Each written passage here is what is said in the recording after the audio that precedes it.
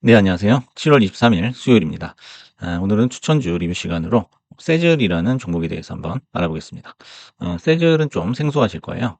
잘 알려져 있는 종목은 아니니까요. 하지만 이제 추천 후에 313%가 상승을 했고요. 300%니까 4배가 상승을 한 거죠. 그래서 이제 왜 상승을 했는지 궁금해지실 텐데요. AI도 코인도 아닌 이 금융 섹터에서 4달 만에 과연 4배가 나올 수 있느냐라는 거죠. 차트를 한번 보시겠습니다.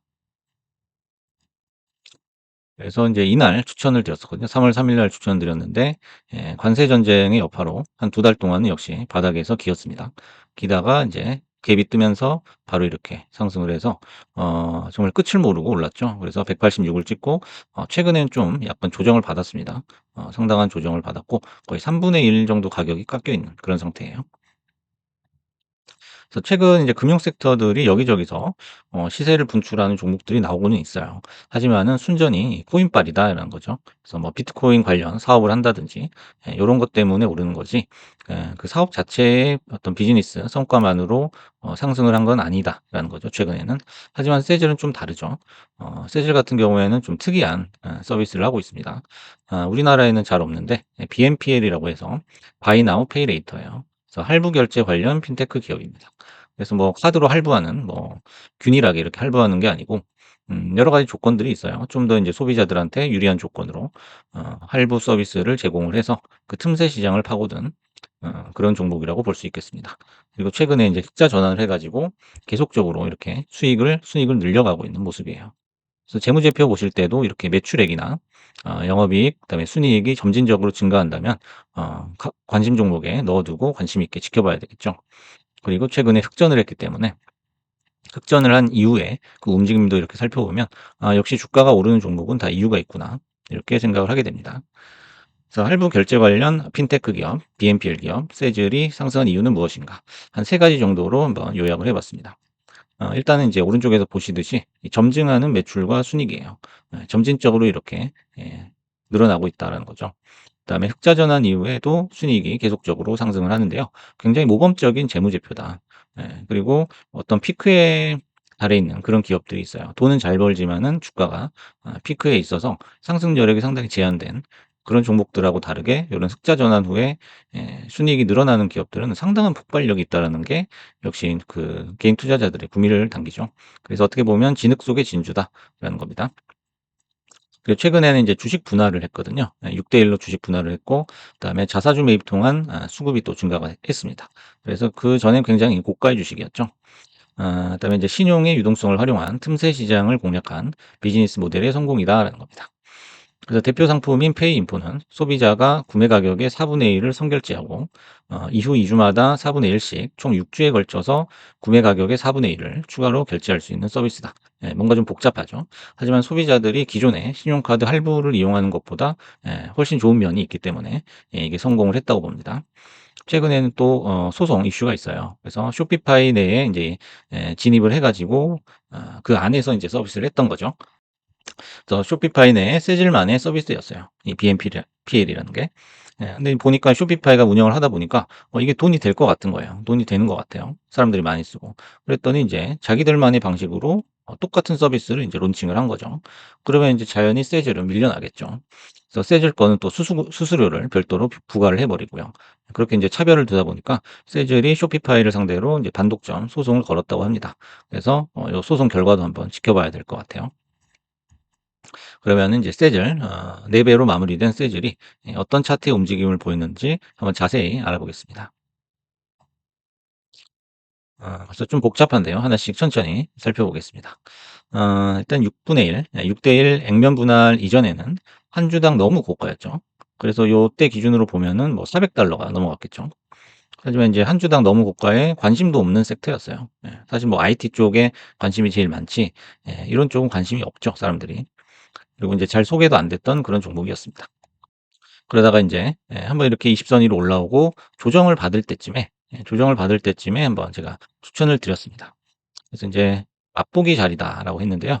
맛보기는 이제 그 바둑에서 나오는 용어예요. 그래서 어느 한 곳에 둘 때 만약에 내가 목적했던 바를 이루지 못한다면 그 플랜 B가 발동을 해서 그 두 번째 목적에 해당하는 그런 이득을 취할 수 있는 대충 그 정도로 인제 생각하시면 되겠습니다. 그래서 플랜 B가 작용을 하느냐 안 하느냐 고 차이라고 볼 수 있겠죠. 뭐 양수 겹장이라고도 볼 수 있겠고요. 그래서 첫 번째는 돛박경 상승 시 단기로 인제 시세를 내는 수익을 내는 그런 시나리오였어요. 그래서 여기를 맞고 다시 인제 올라가는 거죠. 그렇다면 이제 '단기로 한번 해 보자.'라는 거죠. 그다음에 인제 두 번째는 이게 만약 안 된다면 21 선을 깨고 하방으로 내려간다면 '조금씩 분할 매집을 해 보자.'라는 거였죠. 그래서 현실에서는 2번 시나리오가 나왔고요. 2달 동안 이거를 매집을 했다면 어 꾸준히 인제 상승을 하는 모습을 보여줬겠다라는 거죠.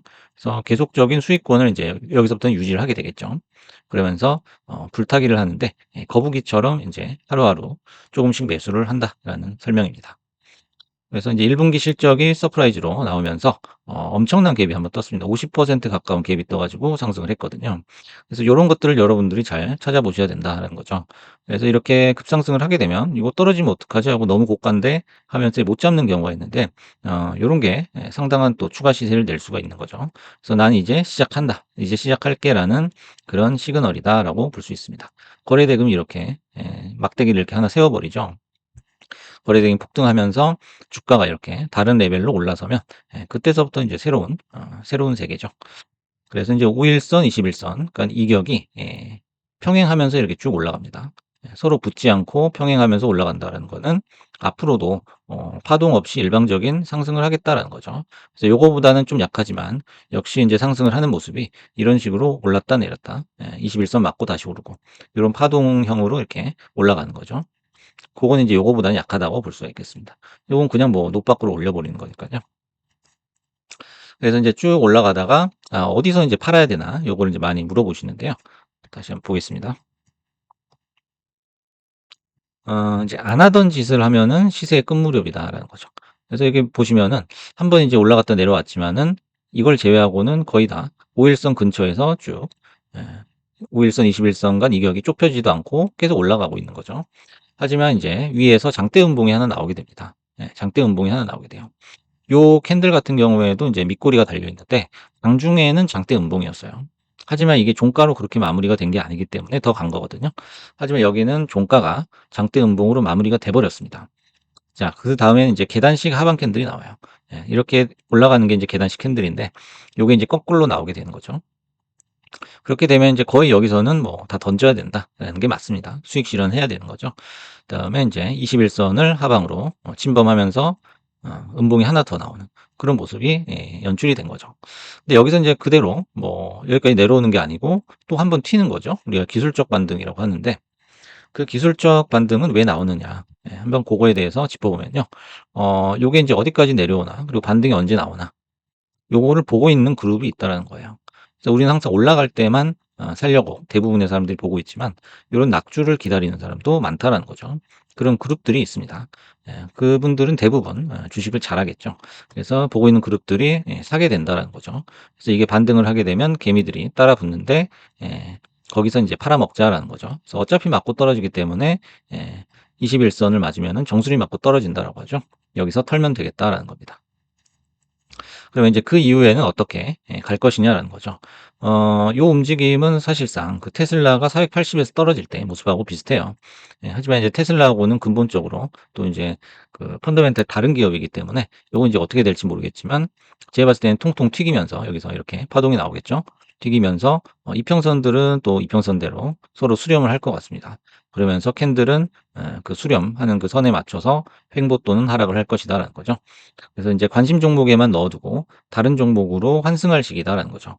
그래서 요거를 인제 계속 매매할 것이 아니라 여기서 인제 어느 정도 수익을 실현했다면 여기서 돈을 빼서 다른 곳으로 다시 또 이런 매매 계획을 세워서 들어간다는 거죠. 요게 인제 중장기 매매의 가장 중요한 포인트가 되겠습니다. 그래서 만약에 고점에서 여기 물려 있다면은 강제 장투가 시작되는 지점이에요. 그래서 '난 이걸 장투할 생각은 없었는데 강제적으로 장투를 하게 된다.'라는 거죠. 그리고 굉장히 지루하고 고통스럽고 짜증나는 그런 구간을 거치게 될 것이다라는 거죠. 이게 인제 단기적으로 반등을 안 해 준다면 그렇게 되겠죠. 그래서 항상 고가에서는 잡아서는 안 되고 요런 시그널이 나올 때는 좀 손해를 보더라도 손절을 하는 게 맞다라는 거죠. 그래서 인제 여기서부터 인제 매매 계획을 실현할 때 가장 우리가 견디기 힘든 게 시간이거든요. 지루한 시간이고 그게 이렇게 바닥을 길 때 아무런 희망도 없이 이걸 쥐고 있다는 게 쉬운 일만은 아닙니다. 하지만 모든 재앙은 결국 지나간다는 거죠. 뭐 지수든 종목이든 마찬가지고요. 특히 인제 3-4월 달에는 관세 전쟁의 여파로 모두가 힘들었던 그런 시기였습니다. 그래서 이럴 때는 적금 넣고 기다리듯이 편안하게 한다라는 거죠. 그래서 우리가 미국 시장에 들어온 이유는 딱 하나예요. 미국 시장이 우리가 죽을 때까지는 영원히 오르기 때문이죠.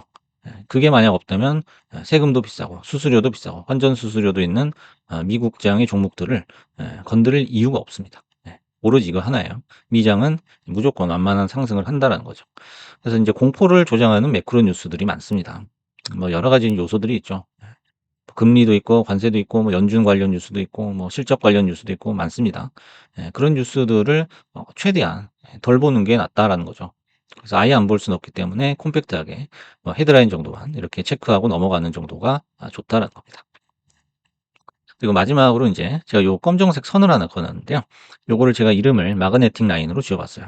그래서 자석처럼 과매수권에서 이렇게 끌어당기고요. 과매도권에서도 끌어당겨 가지고 결국에는 요 추세를 따라간다는 거죠. 추세선 또는 중간선이라고 볼 수가 있습니다. 그래서 매매 계획 시에 그은 이 중간선을 믿고 우리는 매매를 하면 되겠다라는 겁니다. 그래서 이 중간선이란 거는 이 파동이 있죠. 파동이 있고 파동이 다시 한번 나올 것 같은 요 지점들을 연결했을 때 이 파동과 맞닿는 접선의 기울기라고 보시면 되겠습니다. 그래서 인제 세즐의 어떤 기술적 분석을 한번 해 봤습니다. 그래서 모든 단기 분석이 맞을 수는 없어요. 단기 분석이 맞을 수 없을 때는 에 역시 맛보기식 플랜 B를 준비해야 된다라는 거죠. 상대가 어떤 식으로 나한테 반격을 할지 몰라요. 그래서 최소한 두 가지 이상의 시나리오를 준비를 해 놓고 우리가 대처를 해야겠다라는 거죠. 그래서 플랜 B를 언제나 매매 계획에 포함시켜야 한다라는 거죠. 그리고 인제 마지막으로 어떤 방향으로든 좋은 결과라면은 자신을 믿고 매매해야 된다는 거죠. 아까도 인제 보셨듯이 여기서 인제 좋은 결과 두 가지예요.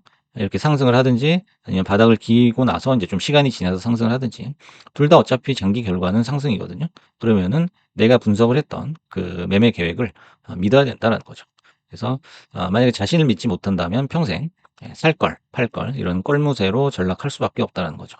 그래서 첫째도 둘째도 이 믿음이 굉장히 중요하다는 거 말씀을 드리면서 오늘 세즐에 대한 추천주 리뷰를 마치겠습니다. 감사합니다.